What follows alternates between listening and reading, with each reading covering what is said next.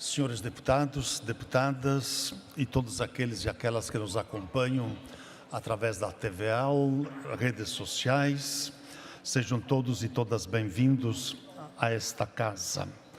Sob a proteção de Deus, declaro aberta a presente sessão e esta presidência, no uso de suas atribuições, dá a ata da sessão anterior por aprovada.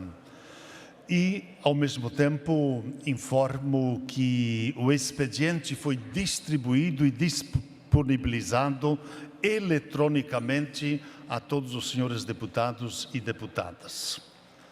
Está sobre a mesa um pedido de suspensão desta sessão, encaminhado pelo nosso presidente, deputado Júlio Garcia, que pede a suspensão da sessão para a manifestação do excelentíssimo senhor prefeito de Urubici, Leandro de Souza Correia, para convidar a Festa das Hortaliças 2026, que será realizada no período de 19 a 22 de março no município de Urubici. E o prefeito também está acompanhado da rainha Letícia Bonin Schmitz, da princesa Eduarda Lorenzetti e da princesa Fernanda Gabriela de Souza. Essa presidência suspende a presente sessão por até 10 minutos para a manifestação do senhor prefeito Leandro de Souza Correia, acompanhado então das soberanas.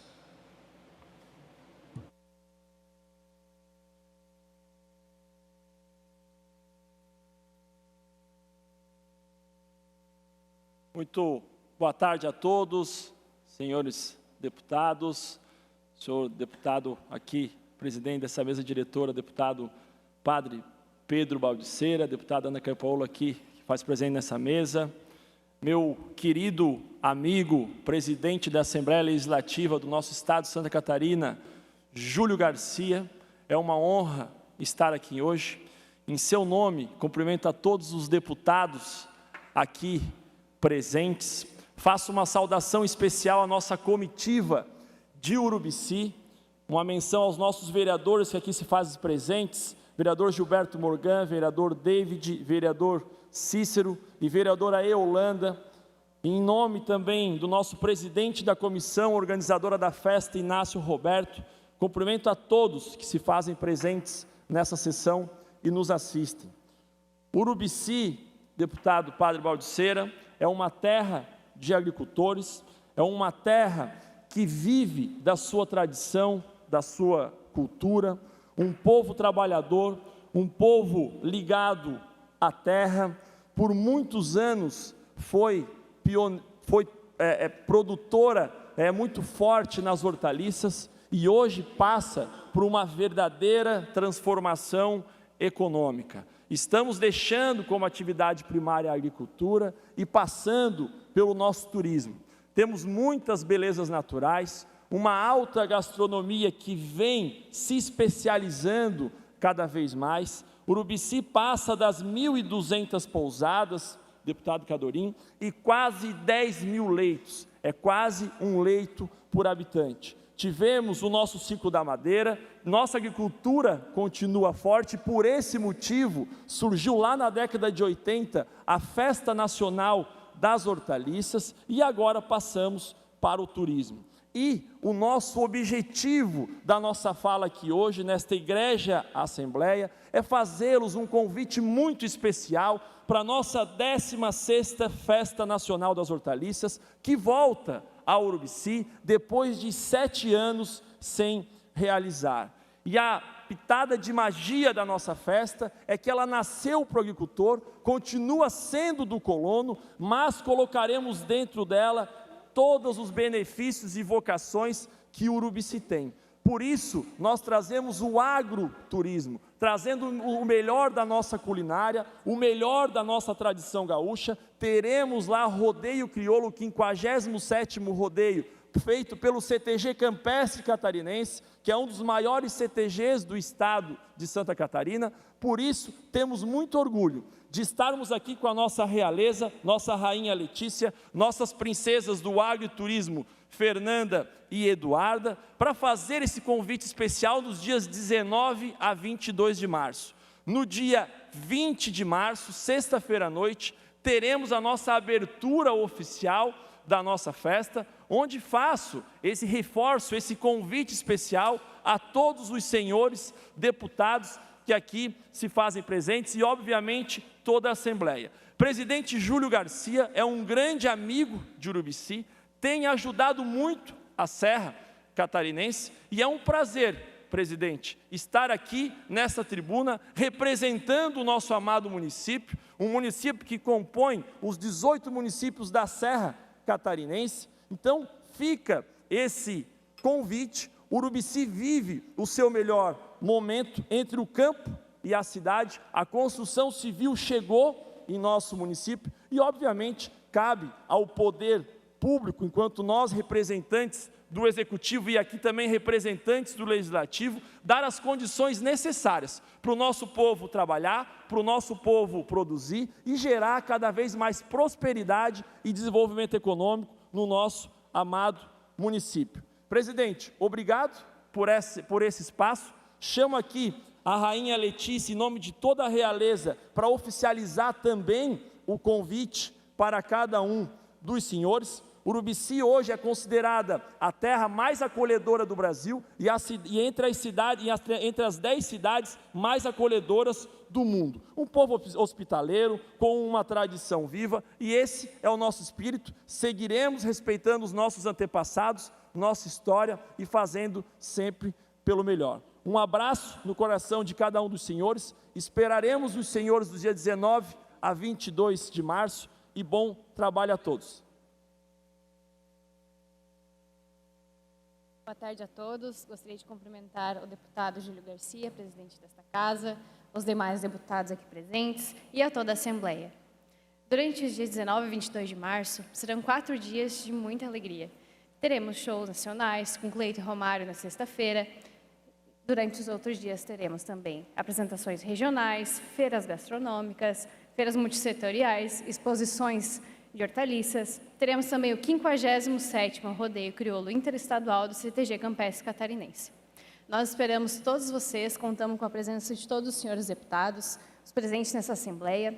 A FENAORTE, para nós, ela representa história, cultura e muita tradição. Gostaria de agradecer o momento aqui de fala nessa Assembleia e muito obrigada.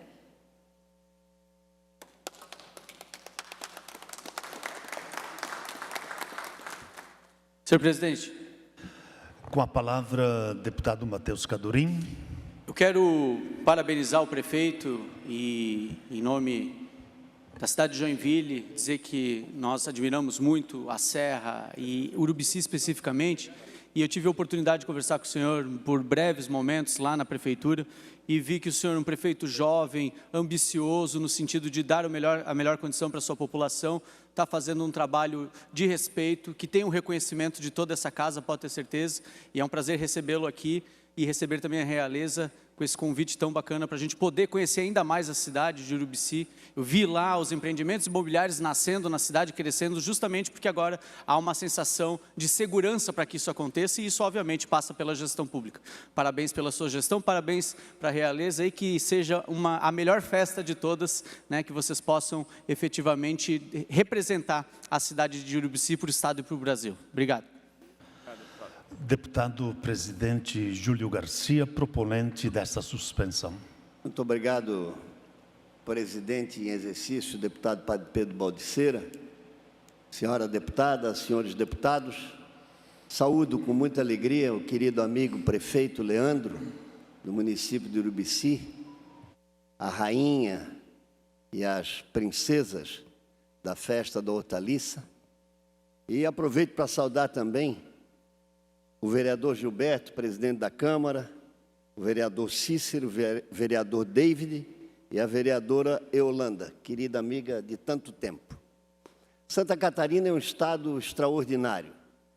pelas suas belezas naturais, pela diversidade da sua economia, né, tendo o litoral e a serra muito próximos. Enfim, é um estado maravilhoso.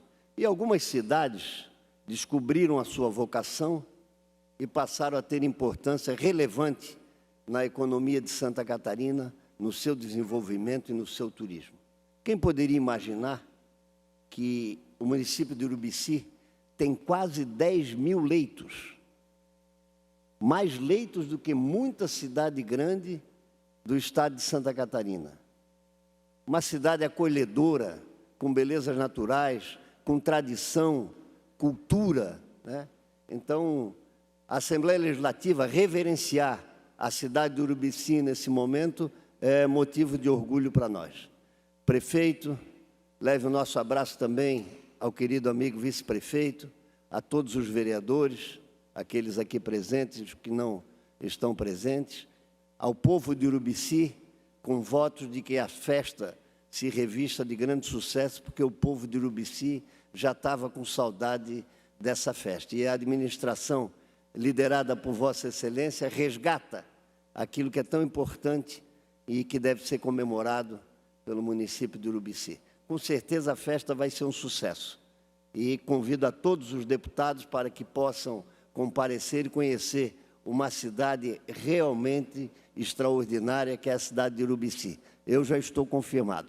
Parabéns e muito obrigado pela presença.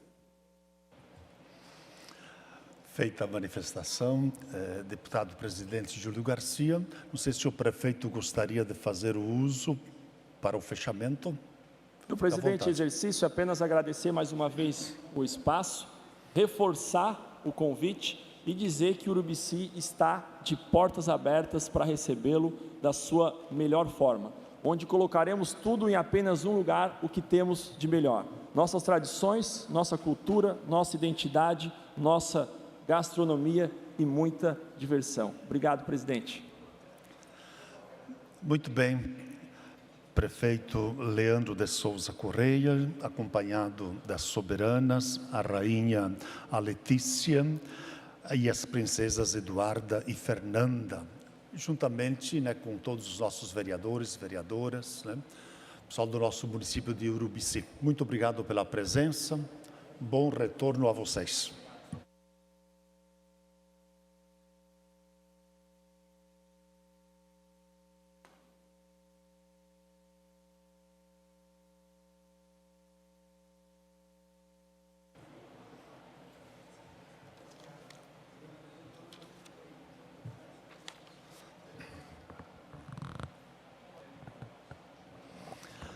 Reaberta a sessão, esta presidência registra aqui a presença dos esportistas do remo, Marcela da Silva, Mariana Santos Melo, Guilherme Ribeiro Soares, Matheus Rodrigues, Leidiane Pereira Moraes, Pedro Augusto Duarte, e dos pastores homenageados da Igreja Surf House, a Kika e o Serginho.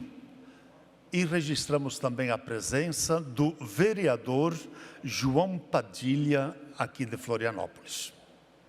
Sejam todos bem-vindos e bem-vindas a esta casa. Entramos agora, então, em breves comunicações. Primeiro, oradora inscrita, deputada Ana Campagnolo.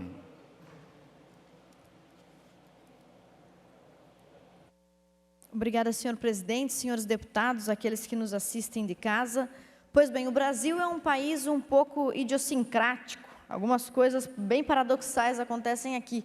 E uma delas é transformar direito em dever e subverter a função originária daquilo que se pretendia para uma instituição pública. Isso muitas vezes acontece com as escolas. As escolas deveriam ser a extensão da educação familiar, a extensão da instrução, do ensino que a família quer para uma criança, para o seu jovem, seu adolescente, para o futuro, para o herdeiro dessa família. Mas, infelizmente, no Brasil, hoje você é, primeiro, obrigado a matricular seu filho em uma escola.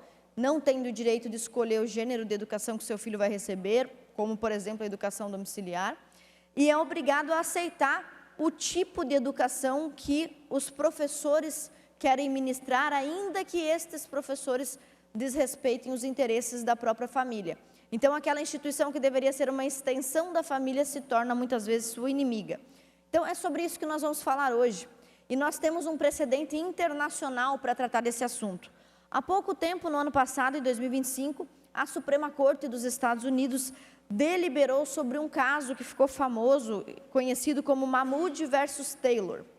Nesse caso, os ministros votaram 6-3 e decidiram, lá em Maryland, que os pais americanos, os pais de Maryland, têm o direito constitucional de tirar os seus filhos pequenos, jovens, adolescentes, crianças, das aulas com a temática GLS, ou melhor, com a temática LGBTQIPA e todas as letras lá.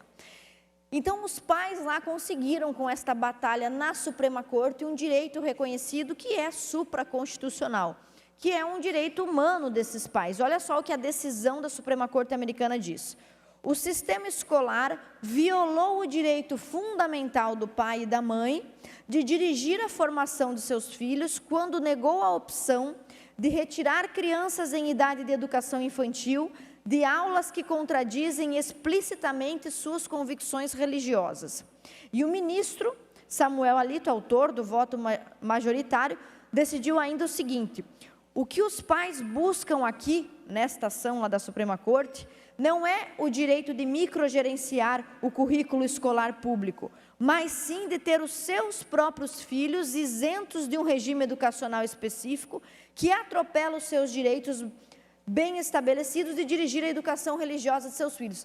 Então, veja bem, aqui nós não estamos falando de proibir as escolas de tratar de algum assunto que seja do interesse do professor, por exemplo, mas sim de garantir o direito dos pais, que são os usuários do serviço público escolar, de retirar os seus filhos, a sua criança, de uma aula cuja envergadura moral ou religiosa, ou amoral ou antirreligiosa, fira os princípios familiares. E por que eu estou falando sobre isso aqui, senhores deputados? Porque hoje nós vamos votar o meu projeto de lei, Minha Família, Minhas Regras. Vai ser votado daqui a pouco por todos nós, pelos 40 deputados. E nós temos aqui, então, a oportunidade de nos tornarmos o primeiro estado da federação, o primeiro estado do Brasil a recuperar para os pais, mães responsáveis e tutores o direito de dar aos seus tutelados a educação que ache digna e correspondente aos seus próprios valores. Porque o que nós estamos vendo nas escolas hoje é crianças de 5, 6, 7 anos sendo expostas a conteúdos, músicas, imagens e textos inadequados para a sua formação, para a sua condição de vulnerabilidade, material didático, impresso ou audiovisual, que apresenta o relativismo moral como alternativa, com material impróprio. Nós temos visto professores que ridicularizam a convicção, a fé de alguns catarinenses, como o caso dos cristãos em específico, que é o público que eu represento. Muitos veem seus filhos serem humilhados em sala de aula. Eu fui professora por 10 anos e lá em Chapecó, quando eu atuava como professora de História, Geografia e Ensino Religioso, eu acolhi muitos alunos que reclamavam com relação a isso, e um desses casos que se tornou famoso no Brasil é o caso da dona Rosana, uma dona de casa, uma empregada doméstica, uma mulher muito humilde, que foi processada pela professora de sua filha por ter reclamado de a professora estar fazendo ativismo antirreligioso. Essa professora, e esse caso é público, porque Santa Catarina é o primeiro estado do Brasil a ser processado pelo ESP com relação a isso. E essa professora, então, passou um filme sobre Martinho Lutero em sala de aula, e durante a exibição do filme, após a exibição do filme sobre Martinho Lutero, ficou chamando os pastores de ladrões e dizendo que aqueles que frequentam uma igreja, ou que dão dízimo, ou que dão oferta, ou que são cristãos, na verdade estão sendo manipulados, são ignorantes, enfim. E a dona Rosana, esta mãe famosa aqui de Santa Catarina, em vez de ter seus direitos respeitados, foi ela mesma processada pela professora por ter reclamado dessa imposição ateísta. Então, nós estamos falando de coisas que acontecem, documentadas, com jurisprudência no nosso Estado. O nosso Estado também foi, senhores, o primeiro Estado a ser condenado. O nosso Estado foi condenado a pagar R$187 mil para um grupo de alunos ofendido por um professor em sala de aula. Além de tudo isso, nós temos atividades curriculares que normalizam conceitos que são contraditórios aos valores de algumas famílias. Além, é claro, da doutrinação política que nós já falamos há muito tempo. Pois bem, e por que isso é importante? Esta lei não viola, esta lei que nós vamos votar hoje, não viola nenhum princípio constitucional, do contrário, os reforça. A nossa Constituição Federal é clara no artigo 226, quando diz que a família é a base da sociedade. A base é o que vem antes, então a base é o que é mais importante. O artigo 229 diz que os pais têm o dever de assistir, criar e educar filhos menores. A Declaração dos Direitos Humanos, da qual nós somos signatários, a Declaração Universal dos Direitos Humanos, diz que os pais têm prioridade de direito na escolha do gênero, do tipo de educação que vai ser ministrada aos seus filhos. Então, senhores deputados, qual é a anatomia do nosso projeto de lei? O que versa o nosso projeto de lei, que nós vamos votar daqui a pouco? Primeiro, notificação prévia obrigatória. Se a escola pretende realizar alguma atividade de conteúdo sobre orientação sexual, como, por exemplo, casamento gay, prática LGBT ou conteúdo de perspectiva e teoria de gênero, é preciso comunicar os pais para que eles tomem ciência se esse conteúdo é de acordo com os valores daquela família.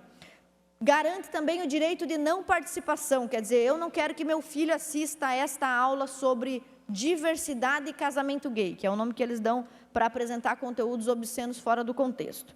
Ou, além disso, a lei também prevê atividades alternativas. A criança não vai ficar num espaço vago, sem aprender nada. A escola tem que oferecer algumas atividades neutras, algumas atividades modelo, para que a criança possa realizar quando a família se abstiver desse tipo de atividade doutrinadora.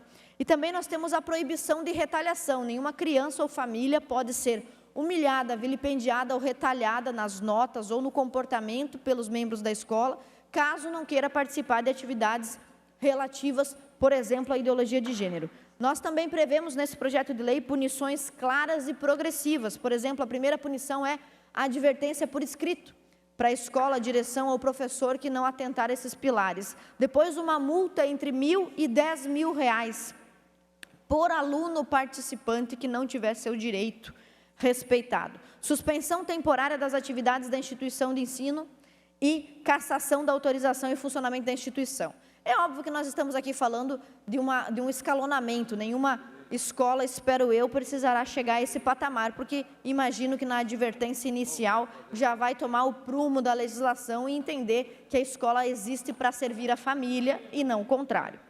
Pois bem, alguém poderia dizer, não, mas isso é censura, senhores. Pois bem, censura é quando o Estado previamente proíbe algum conteúdo ou algum discurso, e esse não é o caso. Aqui nós queremos garantir, na verdade, é que o aluno e a família se privem de participar do que não considerem ideal. E, na verdade, é o resgate de um direito que já existe. Alguém poderia dizer, mas isso promove a intolerância. De modo algum, porque se existem direitos das comunidades minoritárias a serem respeitados, existem também os direitos da família cristã de ser respeitada, como prevê a Constituição e os acordos dos quais o Brasil é signatário. Mas as crianças precisam aprender a diversidade. Sim, a diversidade tem que ser aprendida, mas não imposta. E qual é o conceito de diversidade que nós estamos aderindo aqui, se eu não respeito e não abro espaço para a concepção religiosa divergente, que pode ser controversa ao que o professor quer ensinar? Pois bem, senhores, mais 30 segundos, senhor presidente. Pois bem, senhores, então nós aqui estamos falando do direito que as famílias já têm, direito de lutar contra a imposição ideológica que viole os seus princípios. E nós estamos falando de coisas que já foram garantidas, de leis e de direitos que já foram reconhecidos em outros lugares do mundo, como nos Estados Unidos ou na Europa. E se isso já acontece lá fora, por que não deveria acontecer também aqui em Santa Catarina, que é um estado conservador? Mais um minuto, deputado. Obrigada. É por isso, senhores, que eu os convoco. Eu sei que muitos dos senhores são meus colegas de partido, são do Partido Liberal, outros são de direita. Nós temos aqui uma contabilidade, uma previsibilidade de 70% de eleitores de direita no nosso estado. E o eleitor de direita é aquele que está mais afinado ao pensamento liberal ou ao pensamento conservador. Aquele que quer, quando elege os senhores, quando elege a mim, que as suas famílias sejam respeitadas. Então, o meu apelo é para que os senhores votem sim e orientem suas bancadas no voto sim ao nosso projeto de lei 200. Minha família, minhas regras. Muito obrigada. Feita a manifestação, deputada Ana Campagnolo, a sequência, breves comunicações, deputado Gessé Lopes. Vossa Excelência, que fará uso da palavra, tem o tempo de até 10 minutos.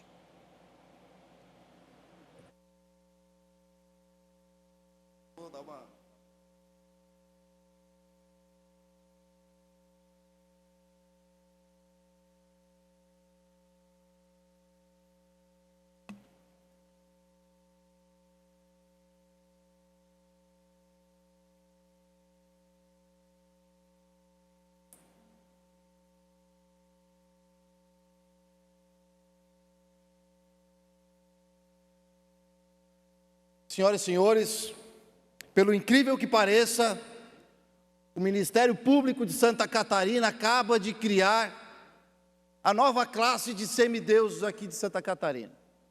Aqueles que são intocáveis, aqueles que merecem todo o respeito da sociedade, aqueles que tu tem que esticar um tapete vermelho e aplaudir quando eles passarem. Estamos falando de um grande empresário que cria empregos e gera renda. Estamos falando de estudantes de alto QI, ou da mulher que criou a cura para paraplégicos. Não, senhores, nós estamos falando dos incríveis e invejáveis moradores de rua. Porque o Ministério Público de Santa Catarina mandou a Polícia Militar e os guardas criarem protocolo para abordar morador de rua. A recomendação do Ministério Público prevê regras de respeito, transparência e capacitação para agentes de segurança em cidades de Santa Catarina. Então agora, a polícia tem que se especializar para atender maltrapilho. Tem que se especializar para abordar maltrapilho. Tem que criar um procedimento de respeito com quem não se dá o respeito, com quem optou pelo mundo do crime, pelo mundo da droga, pelo mundo da vagabundagem. É um cuspe na cara dos agentes de segurança pública que se especializaram, que trabalham honestamente, para ter que vir o Ministério Público vir criar regras para ele abordar vagabundo na rua, que está lá de vadiagem, usando droga, incomodando todo mundo, pedindo.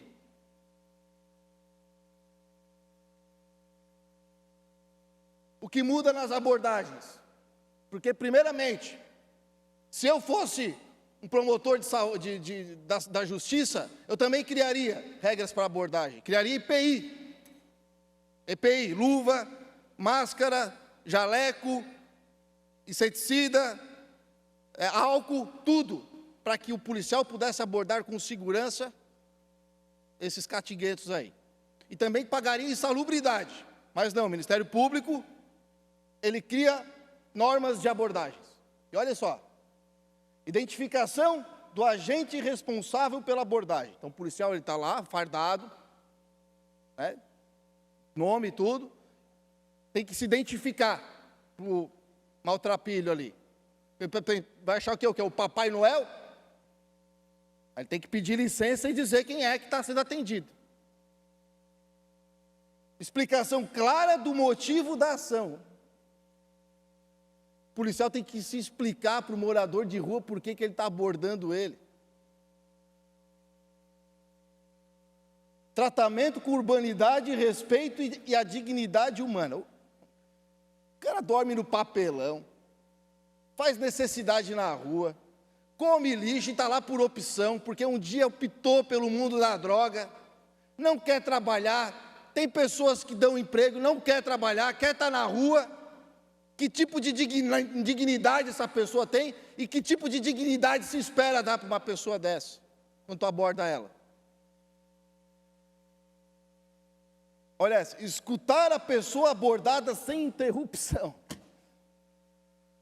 Bêbado, drogado, noiado, devaneando.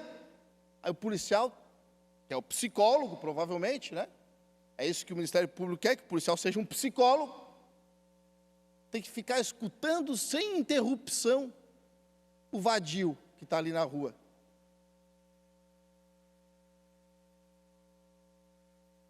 Encaminhar essa pessoa para o serviço público como abrigo e atendimento de saúde, como se isso funcionasse.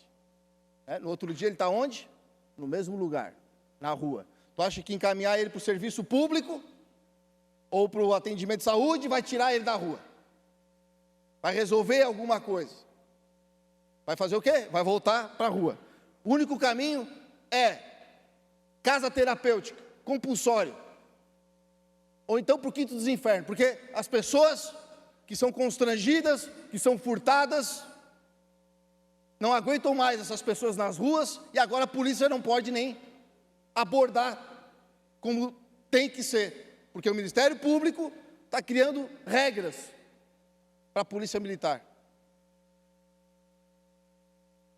E transporte compulsório é proibido. Então, você que tiver ali, que for furtado, que for roubado, que for xingado, que for agredido, ou que tiver necessidades, cocô, xixi na frente do teu estabelecimento, não adianta ligar para a polícia. Tem que ligar lá para o Ministério Público, para daí eles irem lá te ressarcir e limpar as caganças desses caras desocupados, vagabundos que estão na rua e não querem trabalhar. Obrigado, presidente. Feita a manifestação, deputado Gessé Lopes. Na sequência, inscrito em breves comunicações, deputado Maurício Peixer. Vossa Excelência tem o tempo de até 10 minutos. Senhor presidente, Padre Pedro, que preside a sessão nesse momento, aos deputados aqui presentes e àqueles que nos acompanham pela TV UOL. Com muita alegria, nós celebramos Joinville 175 anos de história. Joinville é a maior cidade de Santa Catarina, é uma cidade que a gente tem muito orgulho de morar, de viver e das pessoas que lá residem. Eu fui para Joinville quando eu tinha 14 anos de idade, saí lá da minha querida Guaramirim, apesar de muito perto e voltar toda semana para lá, mas eu fui para estudar. Fui fazer a Escola Técnica Tupi, onde eu tive uma bolsa de estudo para poder fazer. Depois disso, fiz técnico metalúrgico, ingressei no Laboratório Catarinense, da família do prefeito Adriano, onde trabalhei por 20 anos. Lá foi uma escola para mim. Primeiro, empreendedorismo. Empreender e sempre trabalhando com alegria e com orgulho de fazer o trabalho diário. Lá naquela época que eu comecei, o trabalho era às 7 horas da manhã e ia até às 18 horas. Eu trabalhava muito. E cheguei lá, depois de 20 anos, saí como diretor da empresa, diretor da Gráfica Catarinense, onde fui para a vida pública me dedicar à política. Tive 7 mandatos consecutivos de vereador. Agradeço muito a população de Joinville, aos meus eleitores, pela confiança que depositaram em mim sempre, por acreditar em mim e nunca ter decepcionado. Nunca me envolvi em nada errado, sempre trabalhei com muita correção, honestidade, seriedade, sem agressão a ninguém e trabalhando sempre com a verdade. Por isso eu me orgulho de Joinville e do crescimento que ela tem. Nós temos em Joinville em torno de 160 mil pessoas que vieram do Paraná. Vieram do Paraná para Joinville em busca de emprego, de melhoria de qualidade de vida, de poder criar os seus filhos, criar a sua família, ter a sua família.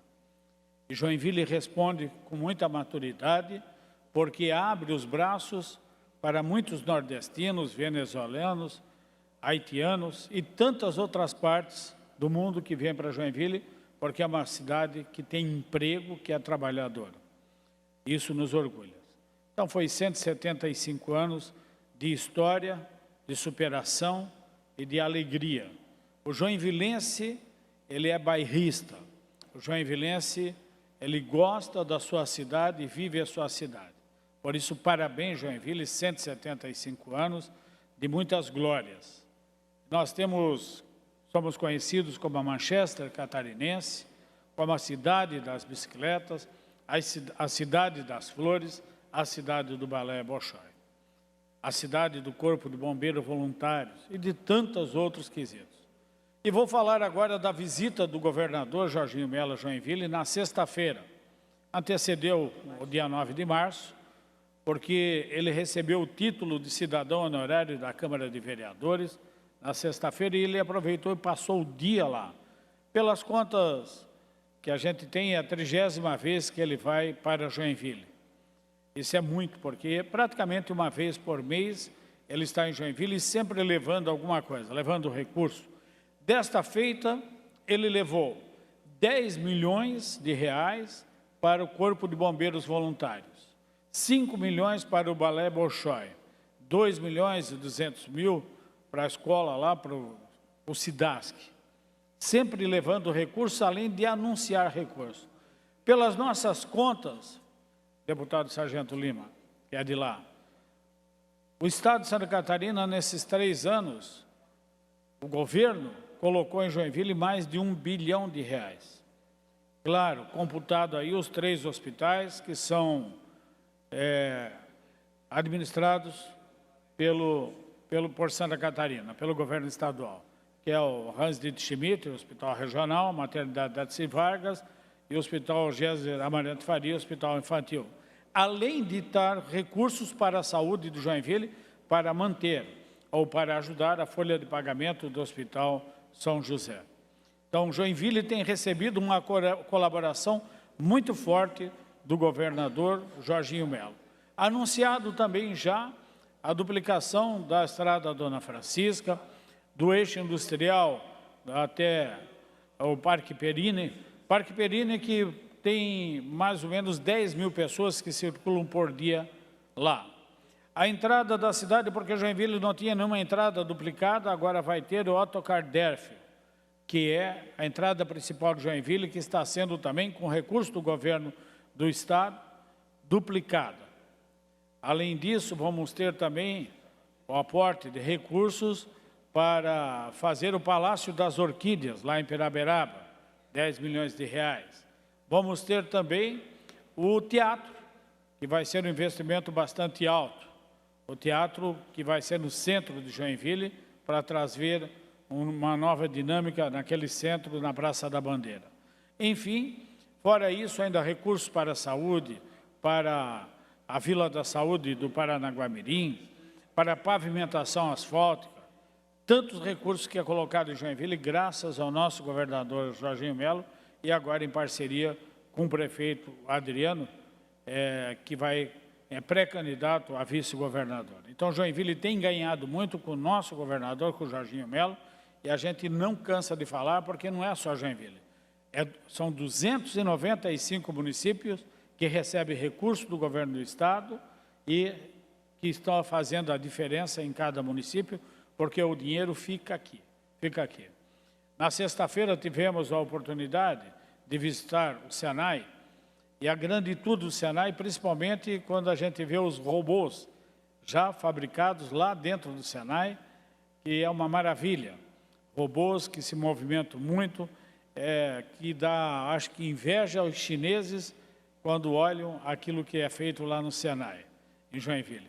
Também na fábrica que foi inaugurada de produtos de injeção, injetáveis, que vai ser a única aqui em Santa Catarina e uma das poucas no Brasil que vai produzir aí vacinas, né, e ampolas e canetas para injeção. Também a outra empresa que foi visitada, a FGM, que produz produtos odontológicos, que é pioneira, aliás, é uma das que hoje maiores do Brasil e já no mundo faz a história que é de Joinville. Joinville que muita gente conhece a Hospitaleira e que com certeza faz o caminho para lá, caminho do turismo também. A Escola Bolshoi atrai no maior festival de dança do mundo, né, o Festival de Dança de Joinville, com a Escola Bolshoi, atrai muito turismo. Então, orgulho de ser joinvilense.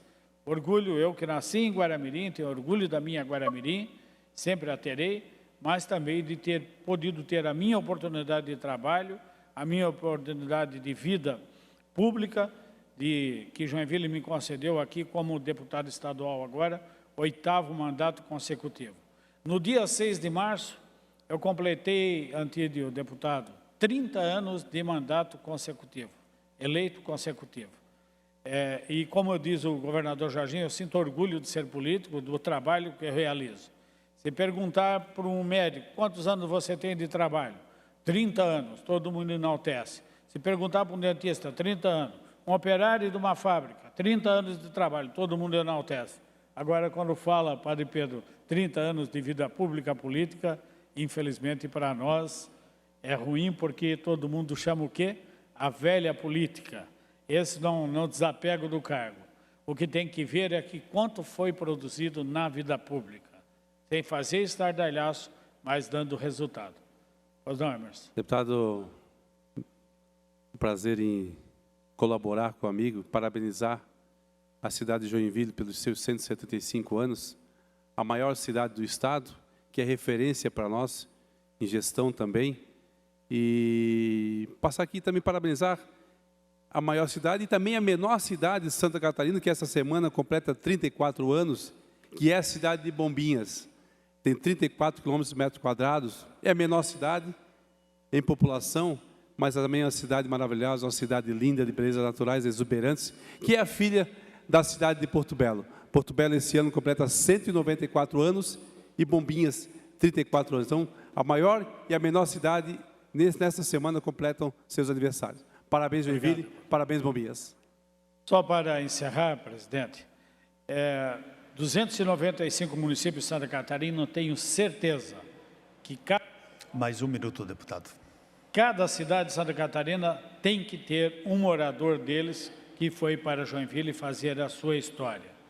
Nós temos muito, assim como eu já falei, como do Paraná, que temos em torno de 160 mil.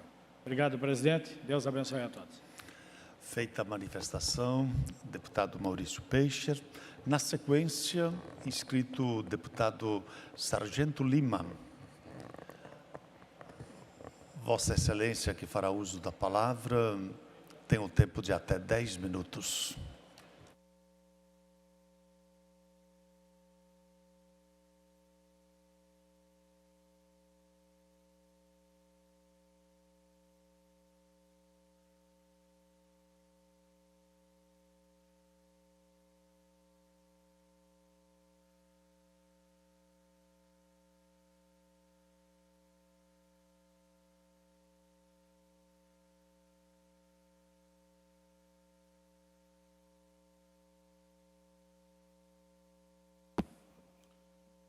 Muito boa tarde, senhores.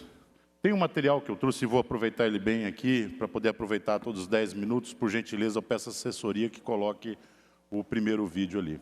Retrógrado, antigo, mal-humorado e briguento. Esse é o jeito do Jorginho Melo. Esse é o jeito do Jorginho Melo governar, segundo o Renan Filho, ministro do governo Lula. Eu entendo que deve ser muito difícil ser ministro de um governo que tem empregado, tem imprimido uma história digna por ser escrita por José Mojica Marins, o Zé do Caixão, misturado com Nelson Rodrigues, uma história de corno, uma história de sodomia, de traição, de delação, de entrega, roubalheira. Não deve ser fácil. Então, ele foge de si mesmo, da sua própria realidade, e vai assombrar os estados que produzem. Bom, senhor Renan, nós vamos fazer uma pequena análise comparativa entre o estado de Vossa Excelência e o estado de Santa Catarina. Primeira transparência, por gentileza. Santa Catarina produz 8 vezes mais riqueza do que o estado de Alagoas. São 513,4 bilhões de reais, contra 63 bilhões. Santa Catarina, nós temos o terceiro lugar no IDH, com 0,79. Enquanto o IDH, o Índice de Desenvolvimento Humano, que mede a qualidade de vida daquelas pessoas. Enquanto vocês, parabéns, ganharam do Maranhão de Dino. Vocês conseguiram, já é um grande passo, né? O estado do Dino lá, vocês conseguiram ganhar do Dino, que é outro esquerdista de quinta grandeza. E o pleno emprego no estado de Santa Catarina apresenta a menor taxa de desemprego do Brasil, com apenas 2,2. Essa é uma realidade. Obrigado. Estado em que o senhor foi governador e que o seu substituto, também do partido do senhor, seu ministro, o Paulo Dantas, está lá fazendo o trabalho dele.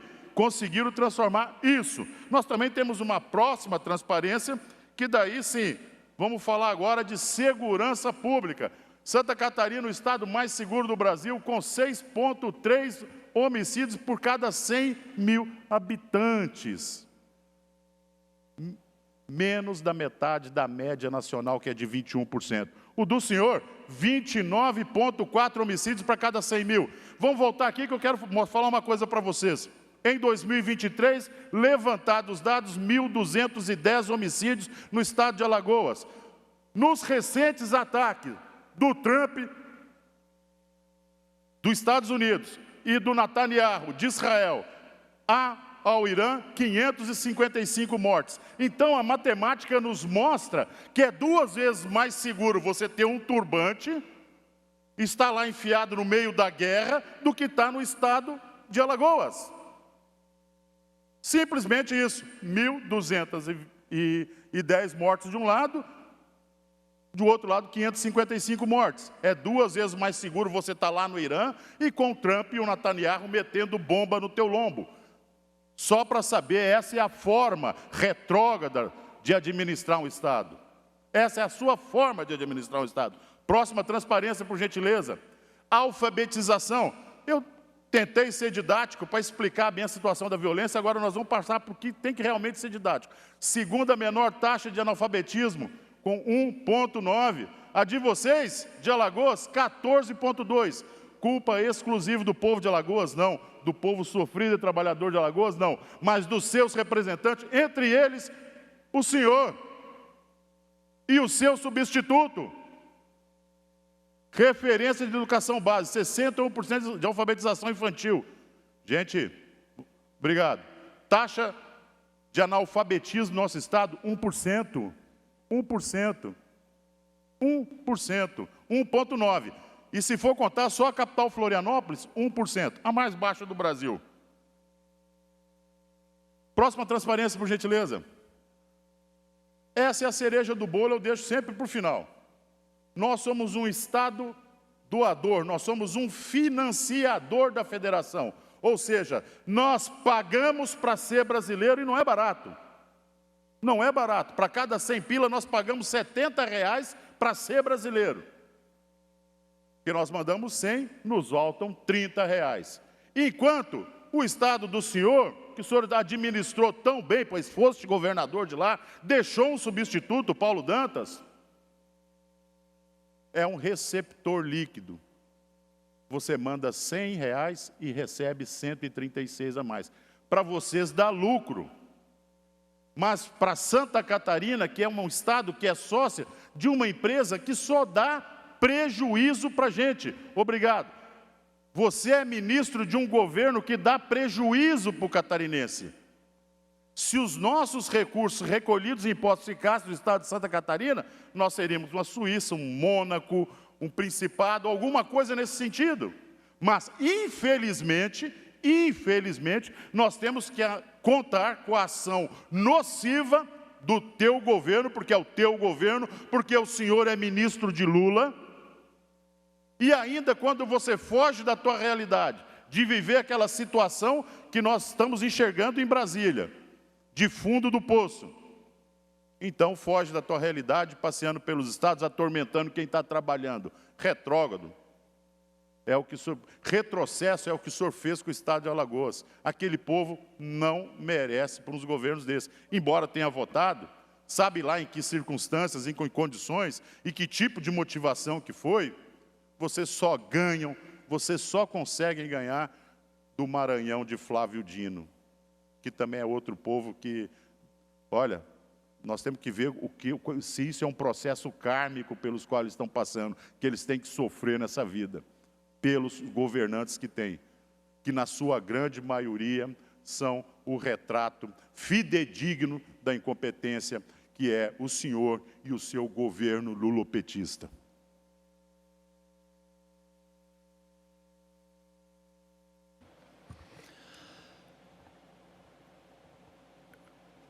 Com a manifestação, deputado Sargento Lima, nós encerramos as breves comunicações e entramos agora no horário destinado aos partidos políticos. O primeiro horário pertence ao bloco Democracia, Inclusão Social e Igualdade, PT e PSOL. Nós não temos nenhum orador inscrito. Bloco Podemos, Republicano e Novo. Também nós não temos nenhum orador inscrito. Na sequência, o PP, da mesma forma, o PDT, Partido Liberal, deputado Maurício Scudelarc. Deputado Maurício tem o tempo de até 16 minutos. Senhoras e senhores deputados, mesa diretora, demais autoridades presentes e população catarinense, é com grande satisfação que uso o recurso de inteligência artificial para usar a tribuna e comunicar uma conquista que representa um avanço significativo para a sustentabilidade ambiental e para o setor da construção civil em Santa Catarina. Desde o dia 4 de março, está em vigor a Lei Estadual número 19.731, que alterou a Lei número 17.479, de 2018, ampliando as possibilidades de utilização da areia descartada de fundição, a ADF no nosso estado. Esta lei, que tive a honra de defender e pela qual trabalhei junto ao setor produtivo, representa uma política pública inovadora, não apenas para Santa Catarina, mas para todo o Brasil. A partir de agora, além das aplicações já previstas na legislação anterior, a ADF poderá ser utilizada em terraplanagem e no reforço de subleito para a execução de edificações.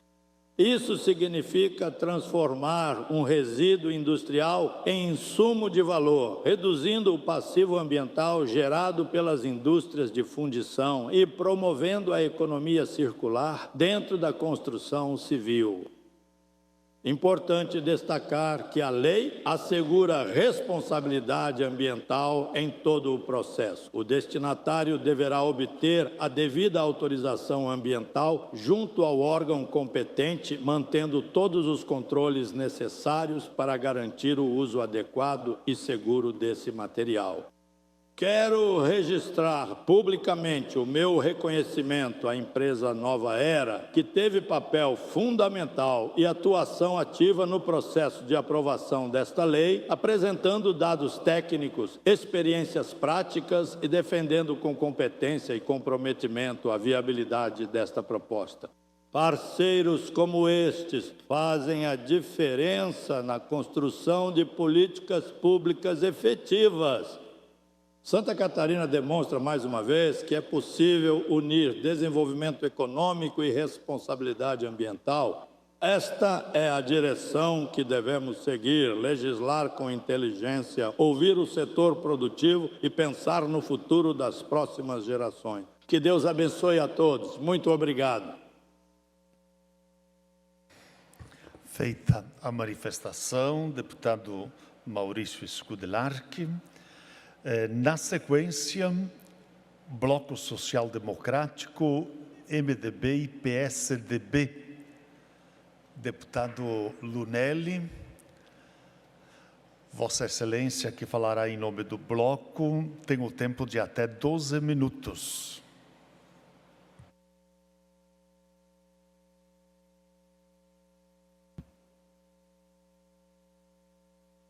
Senhor presidente, Padre Pedro Baldiceira, a minha manifestação é sobre o Brasil, que chegou a um ponto em que a segurança pública virou uma urgência nacional. Todos os anos, mais de 45 mil brasileiros são assassinados. Mais de 120 famílias são destruídas todos os dias pela violência. Para se ter uma ideia do tamanho do problema, o Brasil concentra quase 20% de todos os homicídios do planeta, mesmo tendo apenas cerca de 3% da população mundial. Milhões de brasileiros vivem com medo. Medo de sair de casa, medo de andar na rua, medo de ver seus filhos crescerem em um país onde o crime parece cada vez mais ousado. E o mais preocupante é que o crime organizado voltou a ganhar força no Brasil nos últimos anos. Hoje, segundo estudos de segurança pública, mais de 70 organizações criminosas atuam no país. Muitas delas disputando territórios, ampliando rotas de droga e expandindo influência dentro e fora dos presídios. Enquanto isso, facções continuam comandando crimes de dentro das cadeias e espalhando violência pelas cidades. E a pergunta que o povo faz é muito simples. De que lado está o Estado brasileiro? Do lado de quem trabalha, paga impostos e vive dentro da lei? Ou do lado de quem escolheu o crime? Porque muitas vezes parece que o sistema protege mais o criminoso do que o cidadão de bem. Infelizmente, nos últimos anos, o Brasil voltou a assistir um discurso perigoso na política de segurança pública.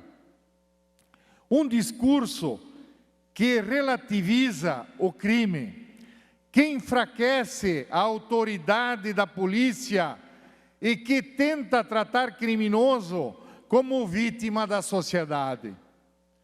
Política social é importante, mas nenhum país do mundo combateu o crime enfraquecendo a polícia ou passando a mão na cabeça de bandido. Quando o poder público demonstra fraqueza, o crime avança. E é exatamente isso que o brasileiro está vendo acontecer. É por isso que o debate sobre a PEC da segurança, que acontece no Congresso, é tão importante. O Brasil precisa fortalecer quem está na linha de frente do combate ao crime. O policial que coloca a vida em risco todos os dias para proteger a sociedade, precisa ter respaldo do Estado, segurança jurídica e respeito.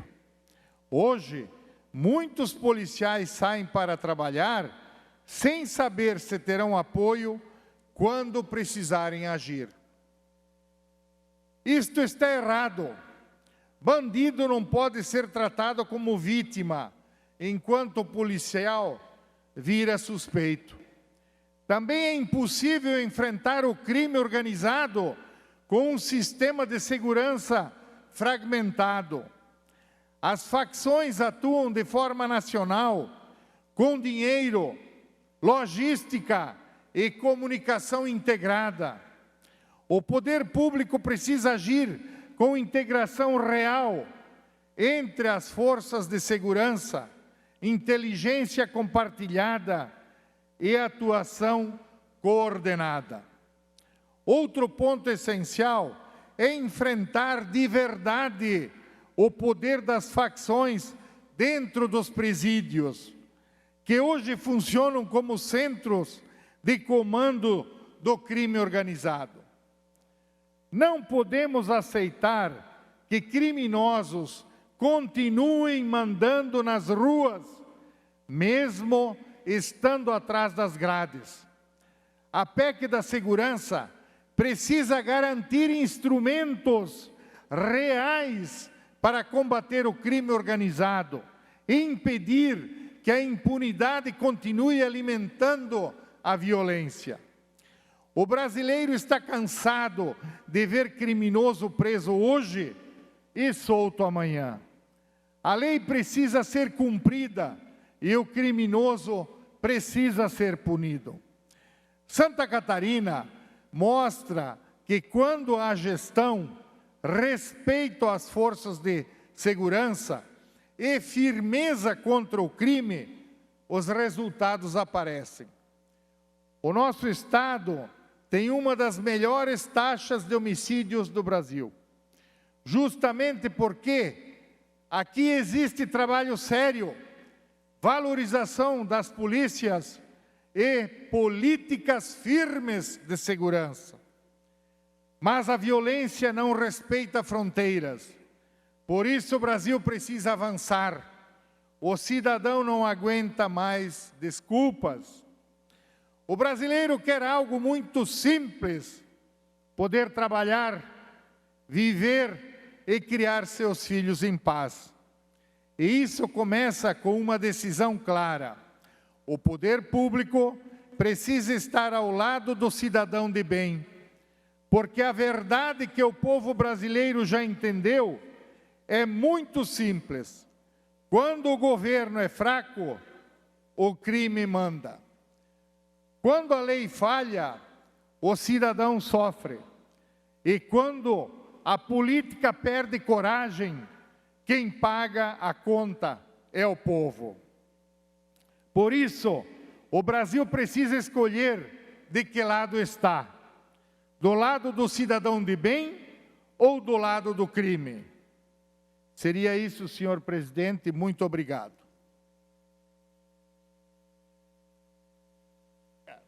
Feita a manifestação, deputado Antídio Lunelli.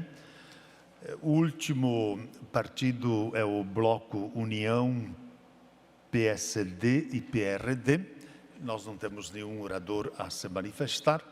Portanto, esta presidência suspende a presente sessão até às 16 horas, no horário destinado à ordem do dia.